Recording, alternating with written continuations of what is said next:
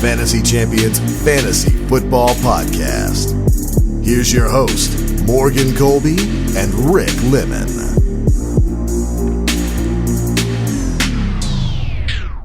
Welcome to the Fantasy Champions Fantasy Football Podcast. It is Tuesday, September 24th. Rick is here. I am. I'm here. Morgan Colby is here. You are here. I am very much here, somewhat. You know who's not here? The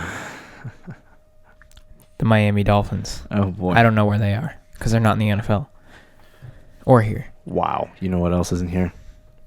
Aaron Rodgers' fantasy production. Ooh. We could play this Or game. Baker Mayfield, or we could just keep we could play this game all day. Devontae Adams, too. Trash. Today we got a lot to get to. Waiver wire ad streaming options. We're going to give you some quick reactions for the week as we normally do on Tuesdays. We want to start with the news, but first, be sure to do the following. Go over to thefantasychampions.com, check out our rankings, materials, everything that you kind of want to check out. Follow us on Twitter and Instagram. Like us on Facebook, Twitter at the FF Champs, Instagram at the Fantasy Champions, and Facebook.com/the Fantasy Champions. Subscribe wherever you listen, Apple Podcasts, Spotify, Stitcher, YouTube. Click the bell for notifications. Leave a review. Share this podcast with your friends. Let's get to the news. Why do we have to keep talking about Antonio Brown? I'm not liking this. Like, this is the first 3 weeks of the season. I was hoping to enjoy my fantasy football season this year, and Antonio Brown has ruined it. I had a total of a big fat whopping 0 shares of Antonio Brown, so it has no effect on me. Right, it has no effect on me either. I sat there for all of 5 minutes before the draft thinking about taking Antonio Brown, and I said no. Have you heard the recent drama of the Antonio Brown situation? Unfortunately. On the good news, I think this might be the last time. Yep, I would think so. But then again, people said that about the helmet when it got solved. Yeah, that's true. And then people said that when he joined the Patriots. Very much true. So just a recap. After we had talked on Thursday, Antonio Brown had, I think he was... he sent threatening text messages. I don't remember if we talked about that last week, but he sent some threatening text messages. Apparently, it pissed off Robert Kraft. So Robert Kraft was like, "No way, Jose." And I don't think he ever wanted to sign him in the first place. I think that was a Belichick thing. Yeah, probably. Yeah, I think it's horribly ironic that he gets like tagged for paying for stuff at a massage parlor, and then he's like, "No, AB, sexual assault is not a thing." Like, okay. All right. Well, one was allegedly paid for it. The other allegedly did not. And just... That's true. Very much true, but there's a double standard. A little bit of a double standard. But, so that happened, and then they cut Antonio Brown, and he was being nice to all the, like, coach and Brady and most of the people in the organization, and then they announced that they were going to try to not pay him the $9 million signing bonus, and then he went on a Twitter tirade on Sunday morning, tweeting all kinds of things that were absolutely... He deleted all the tweets, with the exception of the one that said he will not play in the NFL again. He also re-enrolled in college. Yes, so there's that. I don't know what the future holds. Drew Rosenhaus has said that there are people who are interested. They just want to get through the drama. I thought that the Patriots would be interested in bringing him back if this is over, but now after all this, I doubt it. But anyway... I think that's all I got on Antonio Brown. Don't want to talk about him anymore. As far as fantasy advice, is he worth stashing in hopes that... I probably wouldn't, honestly. You would drop AB straight up? If you have... dropping Antonio Brown, would you do it straight up? He's not hurt. He could still play this year. I don't think he will, but... I don't think he will either. Here's what I would do. I'd keep him on my bench, but if there's someone I really want in the waiver wire or I need to drop a guy, he's probably going to be Antonio Brown. Agreed. I just have no use for him at this point. Yeah. Tyreek Hill is quickly recovering, actually a lot faster than they thought. He is no longer in the arm sling. It's just a matter of if he can lift his hands above his head at this point. Yeah. And take a hit. That's good news, though. Very good news. It also destroys Demarcus Robinson and Mecole Hardman's value. Yes. The second he comes back, drop those two guys for somebody who actually has fantasy relevance. Tevin Coleman, ankle, shed his walking boot. I think he started running, so He should be back soon. Julian Edelman left Sunday's Week 3 game against the Jets with a chest injury. They determined it was a rib injury. It wasn't broken. They checked the cartilage, and they said he's good to go for this week. That's so good. He should be all right. If you have Julian Edelman, I would start him. Keep an eye on practices and what happens this week. But if he's a full go on Friday, you should be all set. Ito Smith exited Week 3 against the Colts with a concussion. I have not found any updates on that. If you have Ito Smith and you're planning on starting him at any point this year, it doesn't really. I'm not really sure that affects yeah, you. I probably wouldn't do that anyway. Hilton exited Week 3 against the Falcons with a quad injury and did not return. He is expected to miss Week 4. That could be a big blow to the offense. He's been awesome this year. The Colts have been surprisingly decent. Yeah. I mean, they did have a very good roster around Luck. That's why people were saying. Burping. Yeah, you gotta relax, bro. Not in the microphone. But that's why people were saying when they had Andrew Luck that they could go to the Super Bowl this year. Yeah. So now you take out Andrew Luck, you put in Jacoby Brissett. You're obviously He's not not as been good, bad. but they might still make the playoffs. Yeah. No, I think they'll make the playoffs. It would be funny if Jacoby Brissett leads them to the playoffs and then actually wins in the playoffs. Wins the Super Bowl. That would be horribly ironic. Saquon Barkley unfortunately got injured in the last game. If you own Saquon Barkley, your soul was ripped out of you. He had a high ankle sprain. He's expected to miss. The first report was several weeks. Now it's clarified to 4 to 8. Adam Schefter said it's probably the back end of the 8. So there is a reality at this point to Saquon Barkley not being there until week 12, which is what I'm thinking. What I've been hearing is that they're going to hold him out until week 11. I mean, unless what's his name starts lighting it up this year, Daniel Jones. I would, if I was the Giants, I would not force Saquon Barkley onto the field. Oh no, absolutely. There's no reason in a season that you're probably going to lose a lot of games in and not make the playoffs. There's no reason to be forcing. Now, if Daniel Jones wins the next 5 or 6 games, then Barkley's got to come back and play. It's 100%. So, if you have Barkley, obviously hold on to him. Would you sell him? Because there are people that are trading him away right now. I wouldn't trade him. I wouldn't trade him either. Cam Newton expected to miss Week 4 matchup against the Texans. They're gonna ride out Kyle Allen as long as they possibly can until Cam Newton is fully healthy. Kyle Allen plays like he did in Week 3. They're not going to give the job to Kyle Allen unless he does this for 7 straight weeks. If he does this again in Week 4, they probably should. They want to get the way Cam Newton's played healthy. The last few years. My thing is Cam Newton had a whole offseason to fix his shoulder, and now he's got this foot problem. And it's what if he's not fully healthy? When is he ever going to be? I don't know. And even in the beginning of the season, I don't know that Kyle Allen is this either. Oh yeah, I don't know. They played the Cardinals, so it's not like he's a good ad this week. I think he's got an easy matchup next week. So if you want to pick him up Houston and start him, but isn't too bad. Yeah, it's not too bad for passing, I guess. But Newton is expected to miss Week 4. I think they're just going to hold him out until Kyle Allen is not a thing anymore. Pretty much. Let's move into our quick reactions from Week 3. Week 3 is already in the books. We're moving into Week 4 today. That's almost a quarter through the NFL season. Yeah, almost a quarter through the NFL season. For your fantasy season, if you are in a 13 or 14 week league, that means you're almost a third of the way through your season, which is freaking awful. I wait all year for this, and then it's gone like that. Yeah, just gone. So I just want to give some of the things that I noticed throughout the week. You can share some as well. Daniel Jones went freaking berserk. Yep. 23 for 36, 336 yards and 2 touchdowns. Now, I was watching this game on my phone because I had Chris Godwin. 5 fantasy points. 36 points from Mike Evans. I was with the Mike Evans owner in our league. That must have been a fun day. And I got friggin' toasted the entire time for having Godwin. Last time I say stuff about Chris Godwin being better than Mike Evans. But Daniel Jones rushed it in for a rushing touchdown, which is I didn't account for in the metrics I put in the notes, to basically win the game. Now, there was a massive 55-yard pass, and I wanted to touch on this. 55-yard pass to Mike Evans. I think it was 55 yards. I don't know. But it was a huge pass down the field with a couple seconds left, and they need it, call the timeout. And so I was like, oh, this is a chip shot field goal. So I stopped like watching it on my phone, and I was watching like the Seahawks game on another TV.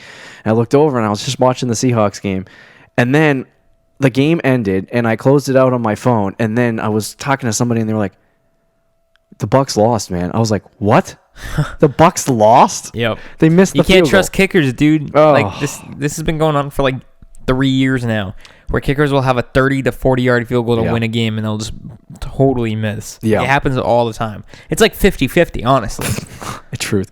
But Daniel Jones at this point is a must-add in all fantasy formats. Oh, really? Yeah. You are on the train. Dang, must-add? Yeah, against Tampa. I mean, Tampa's not a great defense, but they've been good against the pass this year, so I would add. A must-add? Yeah. Get him on your bench at least. A must-add. Yes.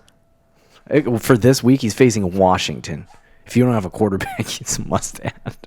Okay, if you don't have a quarterback, I would definitely add him. But if you have a quarterback, I wouldn't add him. I also want to note Kyle Allen, 19 for 26, 261 yards and 4 touchdowns. We just talked about him briefly. And the Cam Newton, great game for him. He also made DJ Moore and Curtis Samuel finally look like how they're supposed to look. Yeah. The Steelers-49ers game was so disappointing to watch. I feel like that's the only... You've been talking about that game all day. I was actually pretty hyped for it, and I watched the whole game from both sides. Yep. Garoppolo, he statistically was not good at all. He had 1 touchdown, 2 interceptions, and he fumbled twice. But if you watch the game, he actually wasn't that bad. Right. Both his interceptions were off the receiver's hands.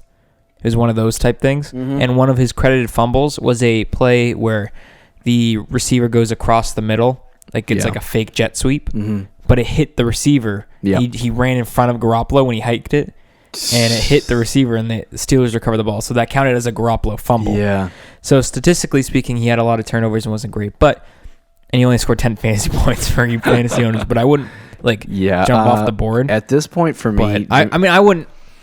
Jimmy Garoppolo, he's a stream option. He's a low end streaming option in deep quarterback leagues. Oh wow, that's you would rather. I know you love Jimmy G. He had 25 points in week 2. I understand that. I just at this point, you want to go with something that is more. For me, if I'm streaming a quarterback, I want to go with something that I know someone that I know is going to get me this amount of fantasy points. This amount of fantasy points. Or Matt Stafford. Against a good matchup, I'd take them over Jimmy G right now. Yes, I wouldn't. Not in a good matchup. Get the Jimmy G out of your shorts.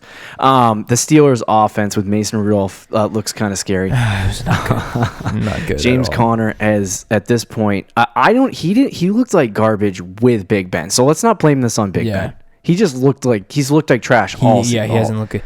I mean, again, and it didn't help Mason Rudolph either.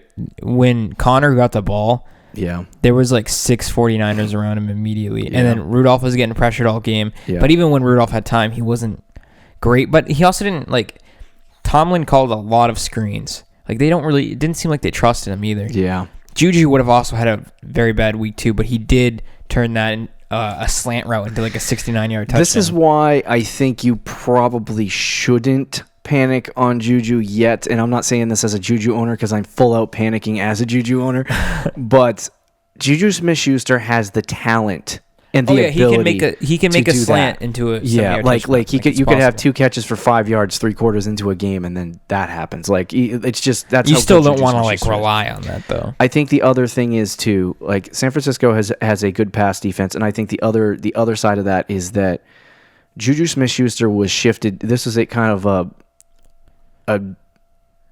I think a big move for the Pittsburgh Steelers. They moved Juju out from the outside where they played AB. So they basically said at the beginning of the season, "Oh, Juju's the new AB." So they moved Juju back inside to the slot, and then they put James Washington and Deontay Johnson on the outside and Juju on the inside in the slot. So he's back in the position that he is good at. So hopefully that translates in the future to success. I actually did not expect a lot from Mason Rudolph and Juju Smith-Schuster this week because they're facing San Francisco. Yeah, they actually have a much improved pass defense. Yeah, so I'm not going to jump off the Juju train yet. But if you are a James Conner owner, you should probably be full on. How about the Saints going into Seattle getting the win? Kamara Beasley, Teddy Bridgewater must pick up in all leagues. He was good though. He was very solid. No, yeah, he was good. Darrell Williams got a majority of the workload. Now, all the Darwin Thompson people that took a flyer on him, like I told you to, I dropped him within like 2 quarters of the game. They didn't give the ball to him at all. This shows me, I'll tell you right now, this class for running backs in 2020 is filthy. It's filthy. And they're probably going to draft a running back in this class. And every single running back we're talking about right now is going to be nothing next year. They don't want to buy into Darwin Thompson because of his pass protection, and they don't like Darrell Williams was good in this game, and I actually think they'll probably get him more involved, I guess. But yeah, I mean the Chiefs at this point is just like, I was shocked. I was like, I was convinced Darwin Thompson was the third running back, and he just isn't. Yeah, guess not. The Chiefs right now are just kind of playing whoever at running back. They don't really care. It doesn't really matter. So if you're an owner of one of the Chiefs running backs, I would sell. I was actually thinking about this the other day. This has nothing to do with fantasy football, but their running game is so bad.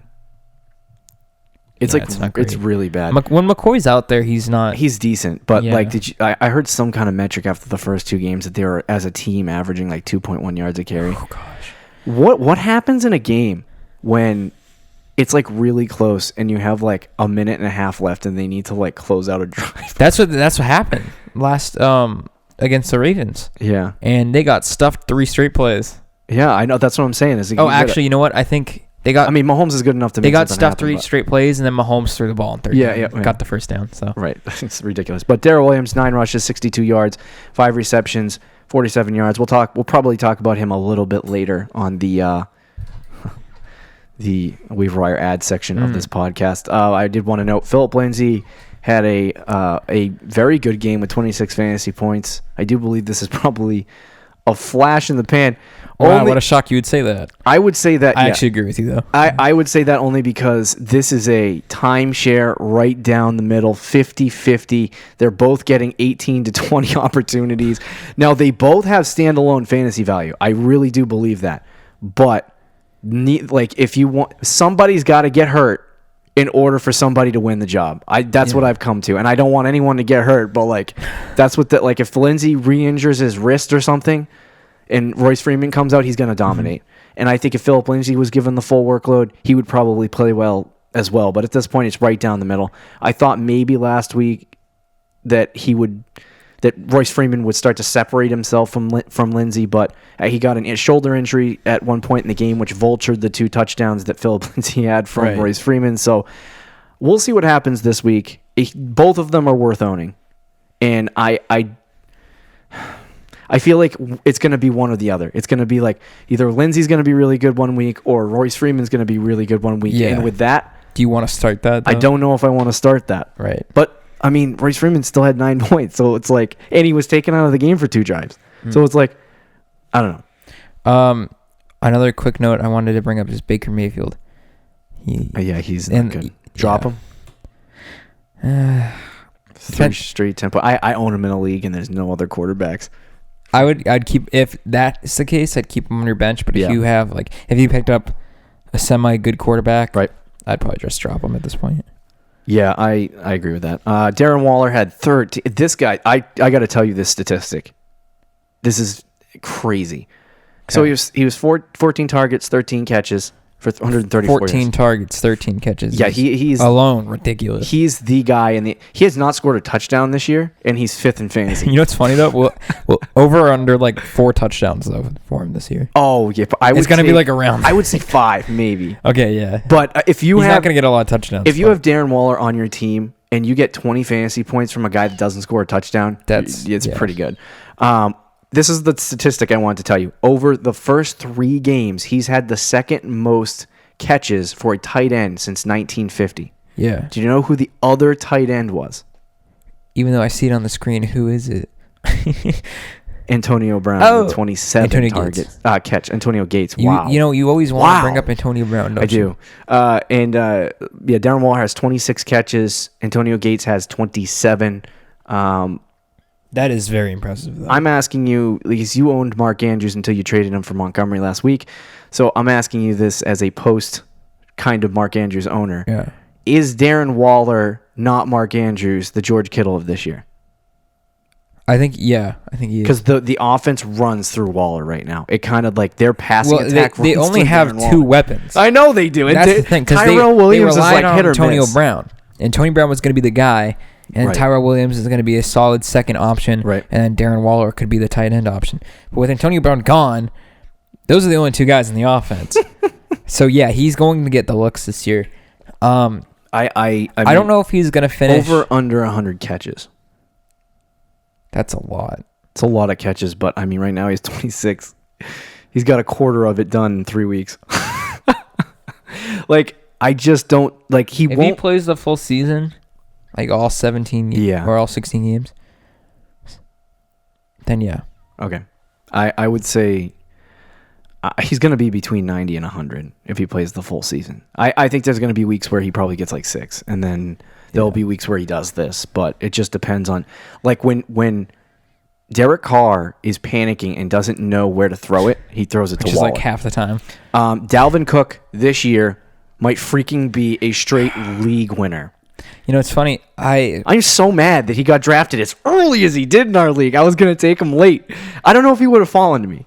But the fact that the RB1 of one people in our league, because they drafted him at like this pick was like 13. a classic example of I really liked Dalvin Cook all year. Yeah. And then his ADP was like Just too late much. second, Too early much for third. you. Yeah. And then I was like, he's kind of like I don't know. I kind of like bought into that. But deep down, I was actually like, he should be like a late first round pick, early second round pick. Right. But I didn't. I picked James Conner instead. Yeah, he's been playing out of his mind. He's been awesome. He's going to finish as a top 3 RB. I think after week 4, we're going to start to see the dust settle for running backs. You're going to see Kamara back at the top. You're going to see Zeke back at the top. You're going to see McCaffrey's already up there. You're going to see guys like Mark Ingram and who's the other clown Austin Eckler are going to come down. Derrick Henry. So Henry's 5 right now. He will definitely he'll come down to like 8 or 9. Yeah. But you'll see the dust settle a little bit. There's some other guys that were supposed to be RB1s that are not there yet. But I think Dalvin Cook is a top 5 running back, and he'll probably be a top 5 pick in next year's draft. Yep. I 100% agree with that. This is the guy you're looking for. And you know what's funny? Nick Chubb's probably going to end at like 7 or 8, too. We were talking about... So it's like we were talking about the Nick Chubb versus Dalvin Cook all offseason, and like both of them could finish in the top 10. I mean, Dalvin Cook... that's actually true. If you drafted a guy like... If you drafted like a month before the season started, God forbid, and you got like... He was back into the second round, and you got a guy like Zeke or McCaffrey or Kamara with Dalvin Cook. That's dirty. I had teams where I drafted like that in mock drafts, and like right now that looks really freaking good. Well, you know, all off season we were talking about at the same time. Seriously? Yeah, he's like at the same time. All off season we were talking about this year's Christian McCaffrey too. Yeah, and we were looking at like 3rd round guys, and it was like Fournette, Aaron Jones. Kerryon Johnson. Right. It's Dalvin Cook, where he wasn't really a 3rd round. He was a 3rd round pick. He was in some leagues. In yeah. like late second, June, early 3rd. June. But McCaffrey, that's where McCaffrey was going a lot last year. Was early 3rd round, and McCaffrey ended up being a top 3 back last year. Right. I think Dalvin Cook. That's what's going to happen this year. It's crazy. He's been stunning, but I mean. It could be better. Now, if you were a Dalvin Cook owner, I'm speaking right to your soul, please, for the love of God, go pick up Alexander Mattison. He's been really good, too. Oh, yeah. Like, in his small amount of opportunities, he's been really good. So, like, he's a high-end handcuff. Like, if Dalvin Cook gets hurt, oh, yeah, Alexander Mattison becomes, like, I personally think he becomes a low-end RB1, high-end RB2. Like, that's probably where he ends. Just because of the way that the Vikings run their offense. We got to move into our waiver wire additions. Do you have any more quick notes from the week, or? Dude, Cooper Kupp. I've been telling y'all all. Cooper Kupp. And then Brandon Cooks is owning us. Yeah. I was like, frick. How many points did he get? I think he had 10, 11. I mean, that's not like... No, it's not great, but it's... Robert Woods has been a trash can last week. Like, hey, that was your guy. Mine was Cooper Kupp, Would you relax? All right, let's move into our waiver wire ads and QB streamers for this week. I want to start off with the running back position. Is there any guys that you are like, I have to have this player? There's really not at this point. See, like the first... Are you going to say that on every single, because this is a bad waiver wire week. I'll tell you that. And then there's going to be a player that breaks out from this waiver wire. You know who? Frick me. Who I'd actually get? Yep. Wayne Gallman. Okay. I was, if you didn't say him, I was going to say him, but my only problem is, and I jumped the gun on you because you didn't even get to give your reasoning, but the only problem is Saquon Barkley makes up for that terrible offensive line. He might be. Oh, no. I agree. Low. Like, on a week-to-week basis, he'll be a very back-end, low-end, like, 24 RB2. Yeah.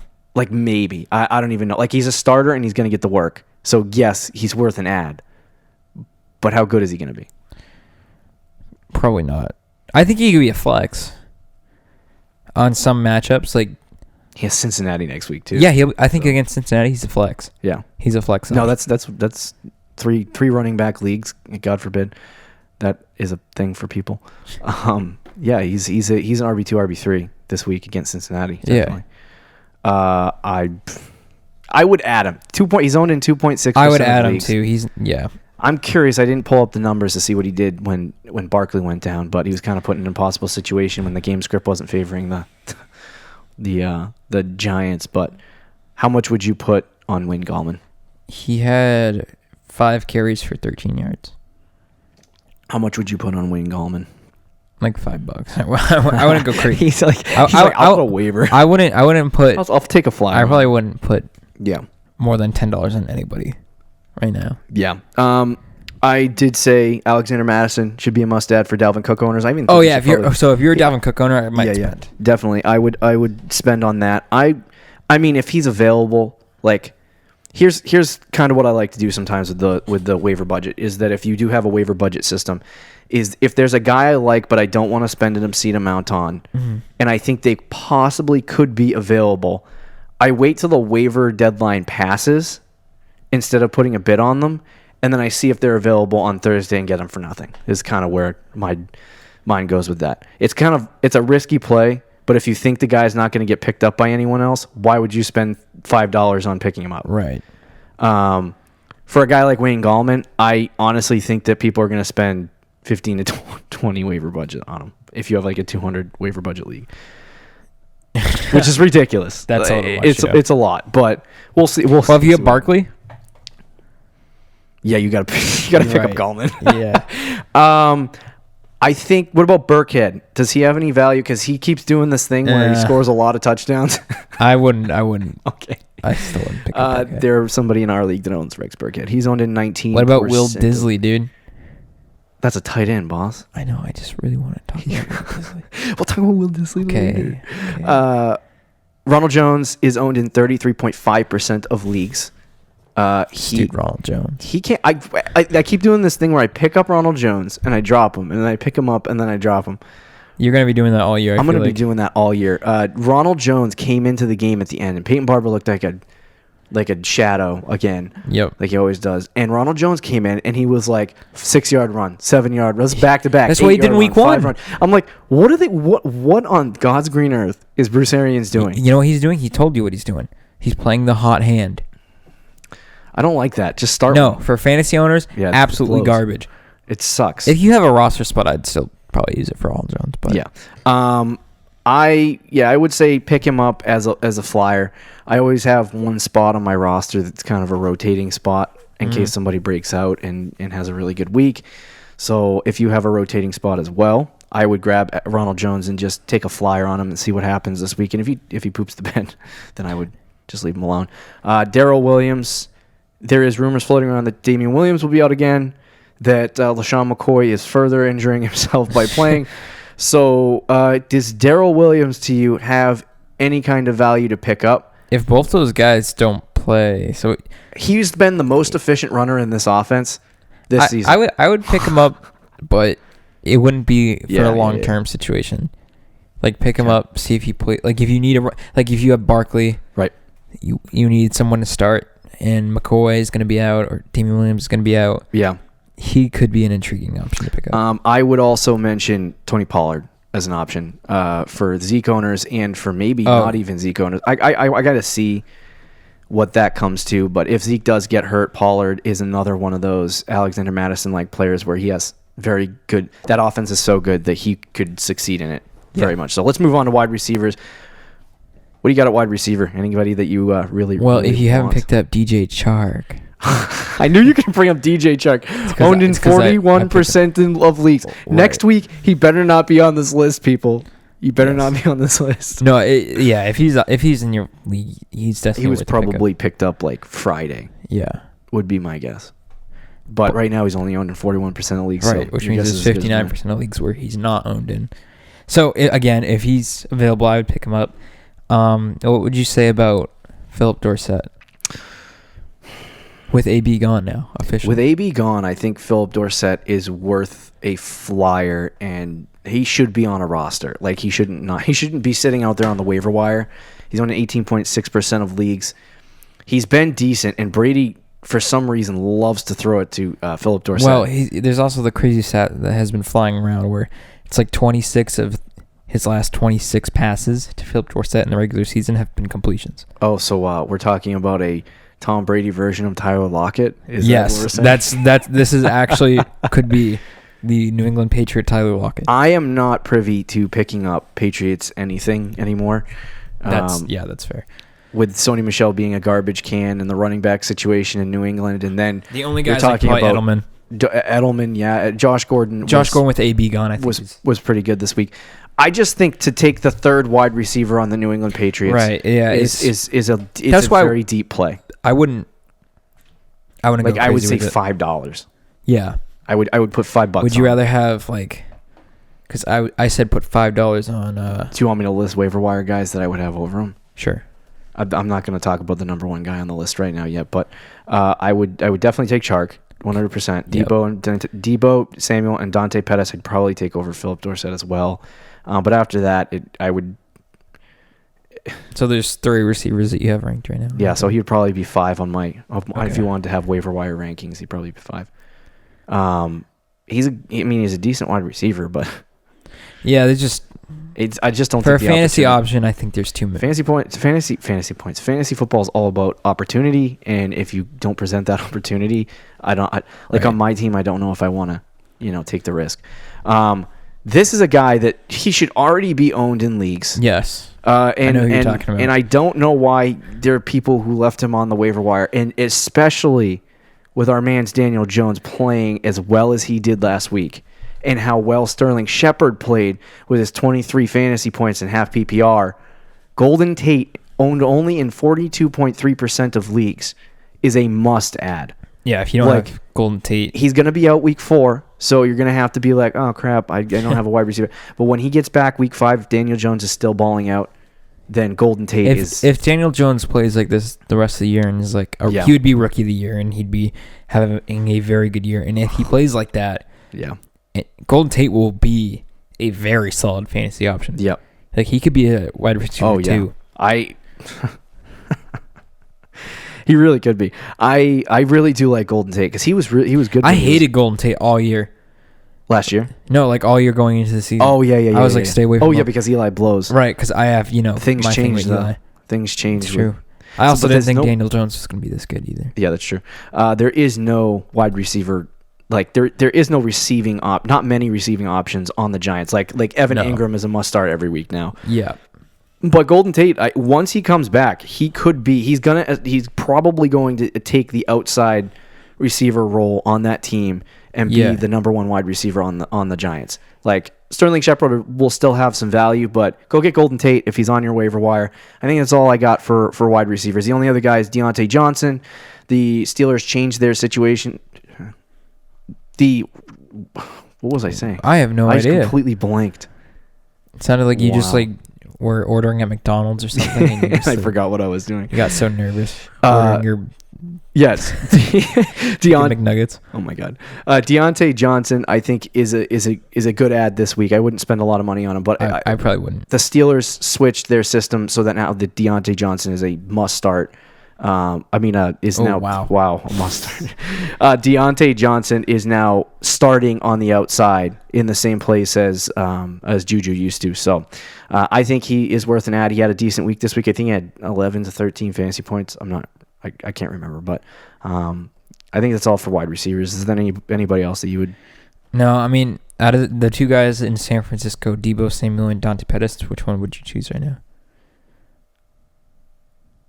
Deebo, because he's getting more of the snaps. Okay. I like Dante Pettis so much. But I'd say Pettis because he has a higher upside, but I wouldn't want either of those guys. was their 4th round pick, bro? I know I'm talking short term. Pettis short has term. a higher upside. Wide tight ends. This is going to be really quick. Herndon, 9.5% of leagues he's owned. He is coming back. He was suspended for the first 4 games of the season. Seeing how much the Jets have targeted the tight end position early in the season, I think Chris Herndon, if you are desperate for a tight end, you don't have one and you're like, I need a tight end. Chris Herndon is worth an ad for you. Oh, I think he could be a good pickup. He's a very good pickup, and he's, like I said, he was suspended, so you're not going to get him till week 5. But get him now before everyone starts thinking about Herndon coming back. Yeah. Now you can talk about your man's Will Dissly. I don't want this. I'm not picking Will Dissly up ever in any league. Why do you hate Will Dissly? I don't hate There's Will something. Dissly. No, you do. There's something there. Did some like random team start him one week when you're supposed to win? He got like 20 fantasy points last year or something. What's going on? That was only Kaimi Fairbairn. The kicker. Oh, right, yeah. That's the only grudge I hold. He now has back-to-back weeks. Wow. With a touchdown, bro. He has 3 touchdowns in 3 games so far. Do you really, I mean... He's in his 2nd year, right? So it's kind of the his break. Seahawks passing attack scares the hell out of me. As it should. But if we're just talking about waiver wire, like, can Will Dissly be a top 12 tight end this year in fantasy? Yeah. So isn't that worth a pickup if you need tight end? Yeah, I guess. Okay, that's all matchup I wanted. Dependent. That's all I wanted to say. Dude. A little bit. That's just what I. All right, that's all we got for tight end. I want to give you my my 2 QB streamers. You got yours, right? Your QB streamers. So I wanted to start off number 1 after balling out this week, after going crazy, game-winning touchdown. He's got a lot of upside. He also likes to run the football, similar to Josh Allen, but a little bit less. Daniel Jones versus Washington. He's owned in 14% of leagues right now. Yeah. So if you need, there's going to be buyers on him, and you're probably going to have to try to spend a little more than you normally do on a guy like this. But if you're trying to stream a quarterback, then Daniel Jones versus Washington is a great stream. Mm-hmm. I'm sorry if he craps the bed, but hey, it's worth the risk. You know what I mean? Yeah, I honestly, I was kind of dissing on you for picking Daniel Jones, but the more I think about it, it's a good option. He's playing Washington. It's a really easy matchup for him to go out and do it again. I don't think long-term he's obviously not going to get 36 points a week. Yeah. But as a streaming option, I think he could start the year off with 2 very solid weeks. Right. A guy I'm looking at right now, do not roast me. Here we go. It's Kyle Allen. 4 touchdowns against Arizona, 261 yards. He impressed me a lot. I was roasting the Panthers for not starting Will Grier. It's clear why they didn't, because Will Grier apparently sucks. Who are they playing this week? They are playing Houston. So Houston is tougher than Arizona, but they're not a great pass defense. They can get to the quarterback, but the secondary is kind of I think Kyle Allen, I don't think he's going to get 28 again this week, but I think he could get another 20 to around 20-ish points this week, which if you're streaming quarterbacks, that's what you're kind of looking for. Yeah. And then I have to give an honorable mention to Josh Allen. I'll honorably mention. I'm going to mention him every single week until he's owned at 100% of fantasy leagues. Josh Allen, baby. Oh, never mind. He's playing New England. The one time to not start Josh Allen. I was about to say too. Yeah, didn't have the metrics. I didn't see that he was playing New England. So. Matt Stafford is a flyer for me against Kansas City, 44% owned. Kansas City is going to be a shootout, so Matt Stafford's going to have to throw the ball. And he's been relatively decent when he's had to do that this year, so I think you can expect a 20, 25-point game out of Matt Stafford against Kansas City. It's a great streaming option. You could go either way on Daniel Jones and Matt Stafford. I have a question. Yeah, dude. Would you take a flyer on Teddy Bridgewater against the Cowboys? No. Do you want to hear my... Okay, here's my number 1 quarterback streaming option ahead of Kyle Murray, because I just thought of this. It's Jacoby Brissett. Kyle Allen, you mean? Kyle Allen. See? You said it like a mixture of Kyler Murray and Kyler Allen. It's Jacoby Brissett. Okay. Very underrated. When Andrew Luck retired, I was saying he could be a decent waiver wire pickup. And I was like, maybe like deep leagues. He's gotten 18.5, 19.5, and 22 fantasy points to the first 3 weeks. He's been a consistent 20-point week. How many leagues is he owning? This week he's against Oakland. I'll look up how many leagues he's owning, boss. Okay. So NFL.com, it's 6% of leagues. 19% of leagues in Yahoo and ESPN. Yeah, so I think Brissett is a very good option this week. My only concern for this week is the T.Y. Hilton thing. He's not going to play, so that could affect it a little bit. But again, Oakland is a fantastic matchup for him. I could see another 20-point week out of Jacoby Brissett. All right, there you have it. QB streamers. That'll do it for our waiver wire ads episode of the Fantasy Champions as we head into week 4. Be sure to listen tomorrow as we discuss booms and busts from week 3 and go over players you should buy and sell. Don't forget to check out our website at thefantasychampions.com. Follow us on Twitter and Instagram. Talk to you tomorrow, Fantasy Champs. Peace out. Thank you for listening to the Fantasy Champions podcast.